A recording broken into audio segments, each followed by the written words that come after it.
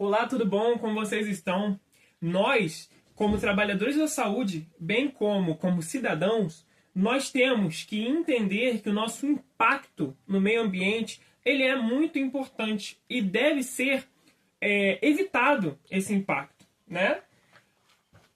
Então, hoje eu estou aqui passando para vocês uma aula de educação ambiental aplicada à saúde, tá bom? Mas pode servir para qualquer outra profissão. A gente tem aqui na Constituição Federal, no artigo 225, do capítulo 6º, do meio ambiente.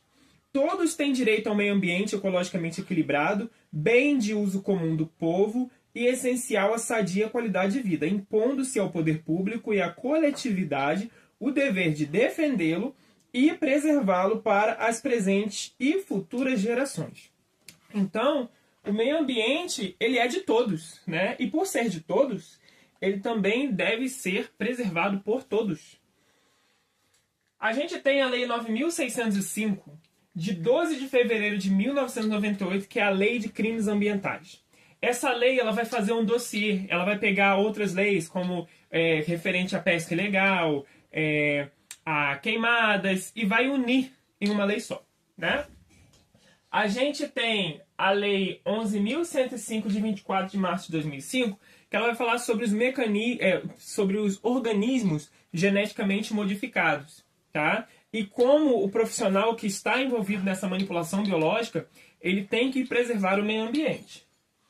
A gente tem a RDC 222, de 28 de março de 2018, que vai instituir, né, a necessidade do PGRSS, que é o Programa de Gerenciamento de Resíduos de Serviços de Saúde. Então, se você abre uma manicure, você tem que ter esse documento, porque o descarte de tudo que é utilizado no ser humano, né, os resíduos biológicos, eles devem ser acondicionados corretamente e destinados ao seu correto descarte, né?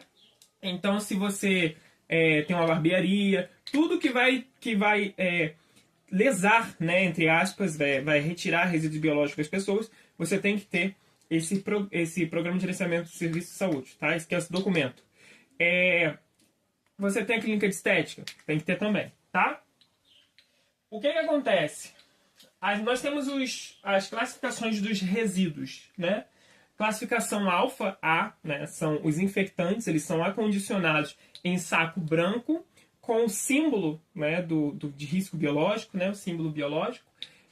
Esses nós vamos ter ali sangue, algodões, né, embebidos em sangue, dentre outros resíduos que não são perfluorocortantes, né, porque a gente tem um saco branco. Se eu coloco perfluorocortante no saco branco, eu estou cometendo uma infração, um crime, né, e aí eu posso estar prejudicando, que com certeza estarei, né, o profissional que for fazer aquela coleta, porque geralmente quem faz a coleta desses resíduos são pessoas terceirizadas. Então, se, por exemplo, o profissional de enfermagem ou de qualquer outra área da saúde, ele utiliza perfluorocortante no paciente, coloca dentro desse resíduo, quando aquele profissional for pegar, ele pode vir a se infectar, tá? E aí ele vai ter que fazer a PEP, profilaxia pós-exposição, que é o medicamento para poder travar o estabelecimento do HIV. Em até 72 horas, se alguém tem uma relação desprotegida, né, ou crime sexual ocorre com essa pessoa, enfim, se ela estiver exposta, né, ao risco de contrair o HIV, ela tem que procurar um centro de testagem e aconselhamento, CTA, e aí ela vai iniciar essa profilaxia pós-exposição para poder travar o estabelecimento do HIV. É até 72 horas, tá? Então, se passar esse período aí, a chance da pessoa se tornar soropositiva é alta. Aí, nós temos, vamos lá, PEP, falei, classificação. A gente tem classificação alfa, né, que é o infectante. Classificação brava, que são os químicos, né, classificação B, químicos. Se eu tenho um medicamento, e aí eu aspiro, né, aquele medicamento, aí eu deixo só a ampola. Como é classificado esse lixo? Ele vai ser classificado como eco, né, que é o E, perfluorocortante, e ele deverá ser colocado no descarpec.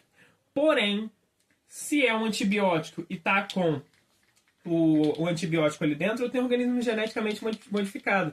Então ele já não é mais eco, ele se torna químico.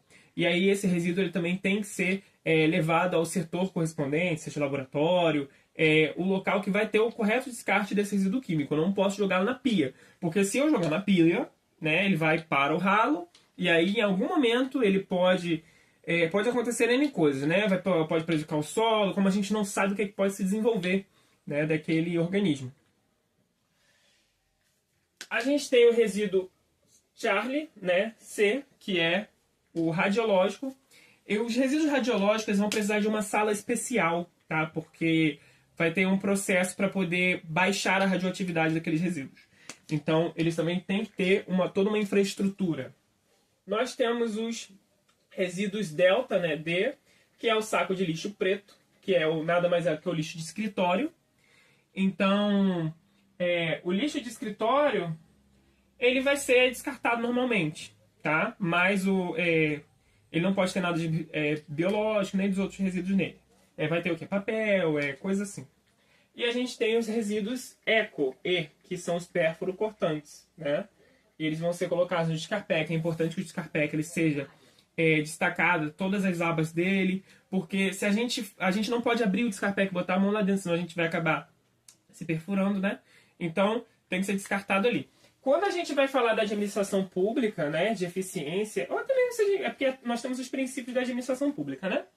Mas até mesmo se for administração particular, né, de empresa particular. O que a gente tem que pensar? Na eficiência. Então eu tenho que ter um uso inteligente do material que eu tenho acondicionado, armazenado, né? Então se eu começar a gastar, né, o descarpec deliberadamente, no momento que for utilizada a seringa, utilizei a seringa lá, paciente, retiro o pérfuro cortante e a agulha, coloco no descarpec e esse daqui eu vou colocar no infectante, tá? Eu não posso colocar os dois juntos lá no descarpec, porque senão ele vai fazer igual um pega-vareta e ele vai encher esse descarpec. Então uma coisa que deveria durar assim, meses vai durar pouco. E aí a gente vai tendo o uso, né, o desgaste do estoque, né, de material muito mais rápido. Então a gente tem que utilizar a eficiência. Só coloco ali o que é de fato pérfuro cortante, tá bom? O direito penal tradicional ele vai punir, né? O direito penal ele é utilizado em último caso, quando já são esgotados todos os recursos administrativos, cíveis, dentre outros, né? Ele só é utilizado em último caso. Porém, o direito penal moderno ele vem para prevenir, tá? Então, basta você estar com material próximo a uma área de preservação, né? A uma estação ecológica, material, por exemplo, uma escavadora, né?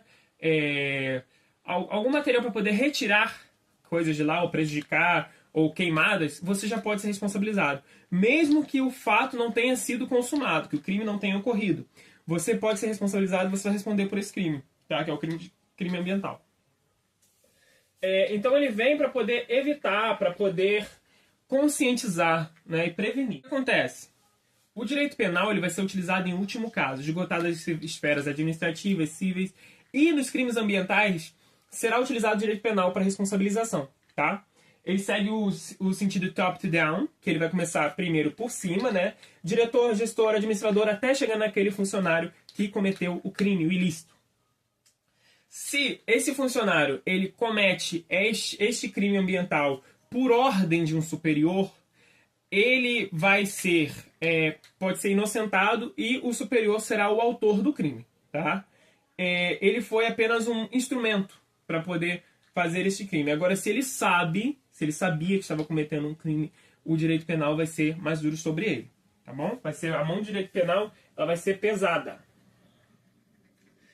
Aí, se eu tenho um funcionário, né? Digamos que eu sou o encarregado, ou enfim, que eu tenho um cargo um cargo elevado, né? Se ele comete o crime ambiental, né? Ou eu vejo que ele poderia cometer esse crime e eu não fiz nada para poder impedi-lo ou orientá-lo, eu vou responder por crime omissivo impróprio, tá? O profissional da enfermagem ele também responde por esse crime. Qualquer pessoa que tenha a função de garantidor legal, como por exemplo, o enfermeiro, o técnico de enfermagem, se eles veem alguém passando mal, eles têm a obrigação de socorrer, tá? Senão eles vão responder por crime omissivo impróprio. Crime omissivo próprio é quando uma pessoa atropela outra e aí ela deixa de prestar o socorro. Ela não tem obrigação legal de socorrer, mas foi ela que causou aquele fato, né? Então essa é a diferença. Se você sabe que o seu funcionário está cometendo crime ambiental, você não faz nada para evitar, você não toma uma atitude, você pode responder por esse crime, tá? Crime omissivo impróprio. Enfim, é isso. Educação ambiental é sempre importante, acho que deveria ser ensinado nas escolas, né? As pessoas deveriam ser mais conscientes de suas ações. Às vezes um papelzinho que eu jogo no chão, né? Às vezes não sempre, ele vai gerar danos catastróficos. Só que as pessoas não pensam a longo prazo. As pessoas sempre pensam no agora. Ah, é só um papel. Ah, mas é só um lixinho. E nisso nós temos, né, baías, oceanos, rio. Oceano acho que é muito, muito abrangente, né? Mas com certeza tem um grau de poluição. Que estão imbanháveis, né? A gente não pode banhar, a gente não pode tomar banho, a gente não pode aproveitar as belezas da natureza por causa da ação do homem, né? Infelizmente. E aí é importante disseminar, né, essa conscientização a respeito do meio ambiente. Porque o meio ambiente ele é nosso, ele é de todos, ele é um bem coletivo, né? Então é nosso dever, enquanto cidadãos, proteger o meio ambiente. Nós devemos, não só como trabalhadores da saúde, mas como qualquer outra pessoa, qualquer outro cidadão, proteger o meio ambiente e não deixar com que certos agravos ocorram, não jogar óleo na pia, não jogar pilhas, né, descartar pilhas incorretamente. Então há locais que até dão prêmios, né, para quem faz isso. E é muito triste saber que uma coisa que é normal, que é o certo, as pessoas são parabenizadas por isso, né? É bom, ao mesmo tempo que a gente estimula essa consciência, mas é ruim porque é sinal que essas pessoas se destacaram, então era para todo mundo estar fazendo. Muitas das vezes você será conhecido como diferente, excêntrico, as pessoas vão achar que você quer chamar a atenção por estar fazendo o certo, tá?